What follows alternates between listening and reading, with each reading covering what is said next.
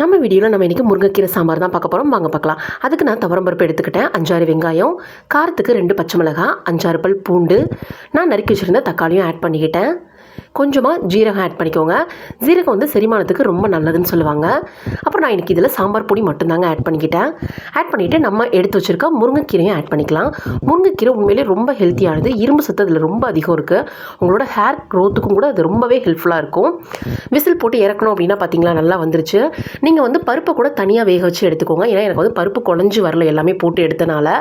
சரி ஓகே அப்படின்னா வெந்து வந்திருந்தனால நான் அந்த கன்சிஸ்டன்சிலே வச்சுக்கிட்டேன். ஆனால் ஓகேவாக தான் இருந்தது. அப்புறம் நம்ம இதுக்கடையில் தாளிப்பு ரெடி பண்ணிக்கலாம். ஒரு பேனில் கொஞ்சமாக எண்ணெய் ஊற்றி கடுகு போட்டு கடுகு நல்லா பொரிய விடுங்க. இல்லைனா அந்த கடுகு வந்து நல்லா பொரியலை அப்படின்னா அந்த கசப்பு தன்மையை கொடுக்குன்னு சொல்லுவாங்க. கடுகு நல்லா பொரிஞ்சதுக்கப்புறம் நம்ம வந்து நறுக்கி வச்சுருக்க வெங்காயத்தை ஆட் பண்ணிக்கலாம். வெங்காயம் வந்து நல்லா வதங்கட்டும். நல்லா பொன்னிறமாக வதக்கிக்கோங்க. வதக்கினதுக்கப்புறம் நம்ம எடுத்து வச்சுருக்க அந்த இதில் மிக்ஸ் பண்ணிடலாம். சாம்பாரில் மிக்ஸ் பண்ணோம் அப்படின்னா ரொம்பவுமே டேஸ்டியான முருங்கைக்கீரை சாம்பார் ரெடி. உண்மையிலே வாசனையே வேறு லெவலில் இருந்துச்சுங்க. அந்த முருங்கைக்கீரையை சமைக்கும் போது அந்த ஸ்மெல்லு வருது பார்த்திங்களா, அவ்வளோ இதாக இருந்தது. டேஸ்ட்டும் வேறு லெவலில் இருந்தது. கண்டிப்பாக நீங்களும் வீட்டில் ட்ரை பண்ணுங்கள். ரொம்பவுமே ஹெல்த்தியானது. சின்ன குழந்தைங்களுக்கு இந்த மாதிரி செஞ்சு கொடுங்க, கண்டிப்பாக விரும்பி சாப்பிடுவாங்க. இன்னும் மோர் வீடியோஸ்க்கு என்னோடய சேனலை மறக்காமல் சப்ஸ்கிரைப் பண்ணிக்கோங்க. நெக்ஸ்ட் வீடியோவில்